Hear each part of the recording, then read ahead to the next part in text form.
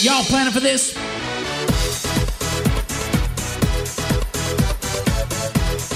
Hello, everyone, and welcome to a special edition of Reading Time with Jarvis. While I am still reading 5 to as many as 10 books a month, I want to use this episode to share with you some of the most popular sections from my book, Delivering Massive Value, The Financial Advisor's Guide to a Highly Profitable, Hyper-Efficient Practice.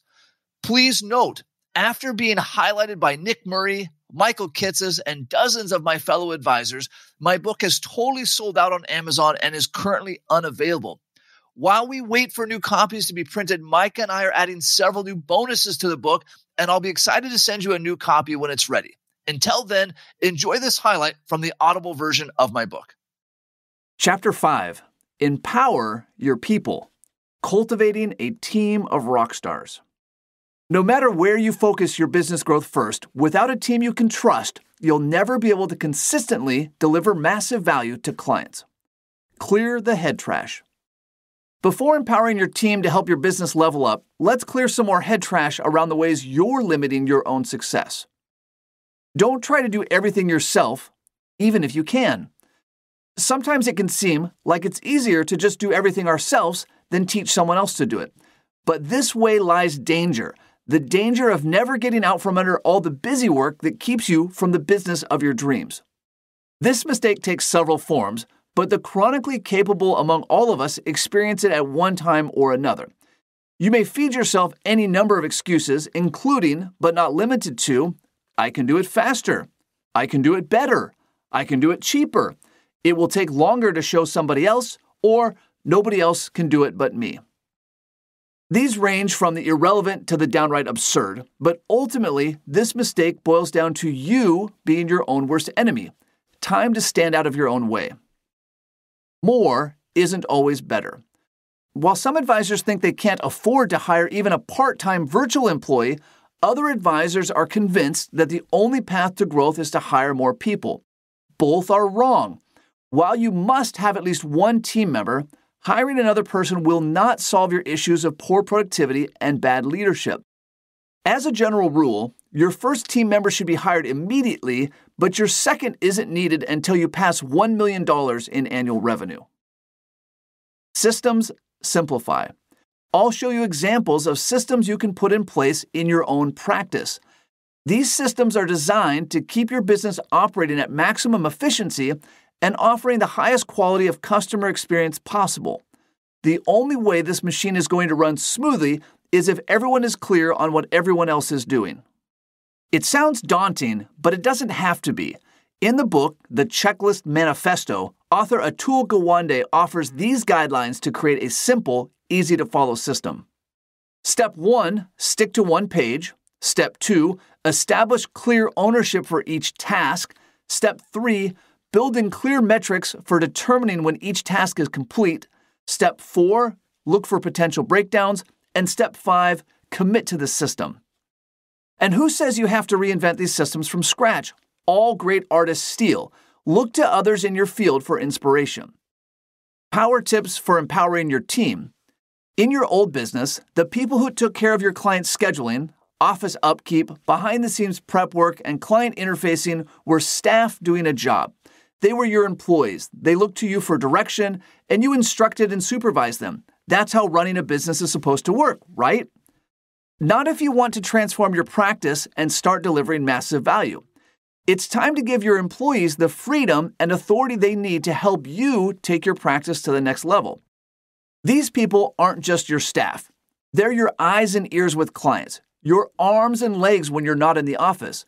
They're important cogs in a high-functioning machine, and if you want to be able to trust them to help you keep the system running, it's critical that you take care of them and empower them to work with autonomy. Yes, you're still the boss, and ultimately you're still in charge, but in order to deliver the massive value your rates stand up to, you have to stop thinking of your team as employees to manage and start thinking of them as the support system you need to transform your business. Give your people more power. If everyone is constantly running to you for approval for every little action, you'll never get out from underneath your workload. Your team will just keep bringing you more and more of it. You have to stop being responsible for every decision a business makes, and that means trusting your team with more power to meet client demands. Consider a typical client situation. A client calls your office and wants to speak with you about their account. You're on vacation with your family, so your receptionist tells them you're not available, and the client has to wait another 3 weeks to speak with you. The client pushes back and demands to be squeezed in. Here's the thing.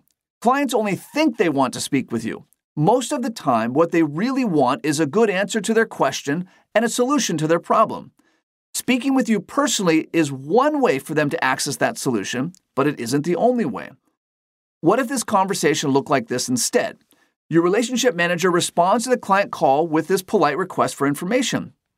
So that I can schedule the appointment, may I ask what this is regarding?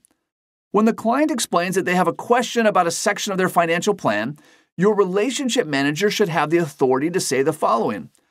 Great news. I can help you with that right now. Let's take a look. That's it. Then after your relationship manager solves the client's problems and asks if they still want to go ahead with the appointment, the client will often say, nope, you took care of it. The client's needs are met instantly. The relationship manager can keep your schedule clear, and the best part is, you never had to hear about the issue at all. Isn't that better than micromanaging your team? Set client expectations early. Part of empowering your team is setting client expectations and preempting as many questions and phone calls as possible. Don't just tell your clients they can see you only during a scheduled block of time. Explain why this is the best time to meet for you and for them. It's easy to understand why someone might be upset when told, you can't come in and see us for another 2 months, that's just how we do things. But as soon as you explain to a client, let's meet after you filed your tax returns so that we can review tax strategies together, or we want to meet in October so we can review year-end planning before the year runs out, they'll see how this system is in place for their own best interest as much as yours, and they'll thank you for your consideration and attentiveness to their needs. Be transparent. Advisors are often nervous to the point of being downright afraid of letting clients know when they're out of the office. One advisor I know even directed his team to tell clients that he was at a conference, even if he was in Hawaii on vacation. But why lie about your values? Make sure your team knows that you aren't trying to hide anything and you aren't asking them to cover for your absence. When clients want to know where you are, your relationship manager should never feel like they need to fudge the truth to make your office look good. Listen to your team. You've just implemented a bunch of new systems to better set client expectations and streamline efficiency, and now you're living your best life somewhere in the Bahamas. True story. No one is bothering you because you've empowered them to the point where they can meet a majority of the incidental client needs that crop up without having to call you at all. But just because you're not being bothered doesn't mean everything under the surface is all hunky-dory. Does your team find themselves fielding a lot of the same questions about your latest quarterly value add? Have they been getting a lot of calls about a recent news story? Do clients tend to not understand a form they've been asked to review? These are all opportunities to tighten your system. When your team raises a concern or suggests a more efficient way of doing things, listen. And if they're not raising concerns, ask. The people on the front lines of your business are the most equipped to give you valuable feedback on how you can make your client experience even better and deliver even more value. Give your team a script. Giving employees feedback is always difficult, especially when it comes to how an employee treats clients. I once had an office manager who wasn't happy with the way our receptionist was greeting clients. She felt the receptionist could have been warmer and more conversational, but that's a tough piece of feedback to give someone. Try harder isn't terribly helpful, and she felt it would be patronizing to say, be nicer to people. Instead of taking an uncomfortable approach that would make everyone feel terrible, we worked to create a list of conversation prompts she could draw from when greeting clients. Now, she appears comfortable and natural with everyone who walks in the door, and everyone has something to say about her smile and pleasant demeanor. It turns out she was perfectly willing to talk all along, she just didn't always know what to say. Throughout this book, I'll share scripts that you can adapt for use in your own office. It's truly amazing how confident your team can be when you give them the right scaffolding and what a difference it can make for your client experience. Never leave your team hanging.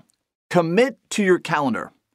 As an advisor, you must have a total commitment to your calendar, not just for your clients, but for your team.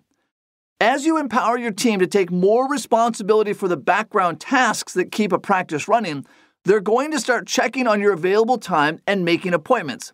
You cannot come back to your relationship manager and say, "Hey, I know you booked those meetings, but I decided I wanted to go golfing instead. Can you take care of rescheduling those?" It is completely unacceptable to throw your own scheduling mistakes at your team and your clients. So how does this work in practice?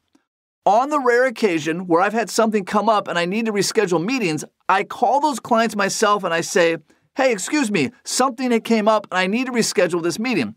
However, it better be a legitimate reason.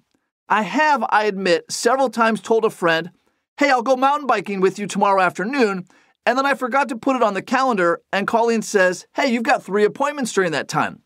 Well, that one's on me. I need to cancel my mountain biking because I absolutely cannot go back to my office manager and say, "Hey, listen, I wasn't responsible for my calendar and you need to pay the price." The script: setting your team up for success.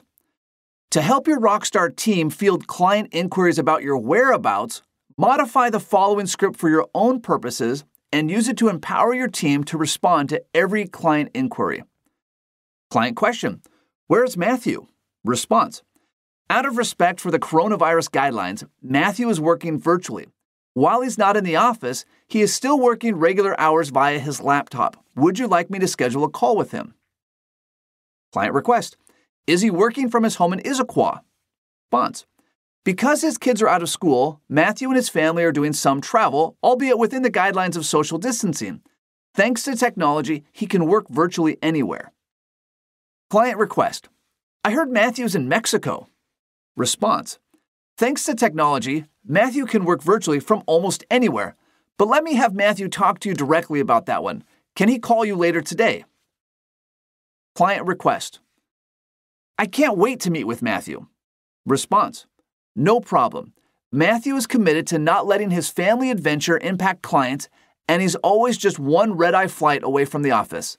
Let me have him call you tomorrow to figure out a solution that works for you." Client request: "What about," fill in the blank. Response: "That's a great question for Matthew. Can I have him give you a call tomorrow?" I hope you've enjoyed this snippet from my book, Delivering Massive Value. As noted earlier, due to overwhelming demand, which I'm very honored by, the book is currently sold out. To get on the waiting list for the soon-to-be-released new and improved version, please send an email to lifestyle@theperfectria. And until next time, happy planning. Hold on before we go. Something that you need to know. This isn't tax, legal, or investment advice. That isn't our intent. Information designed to change lives.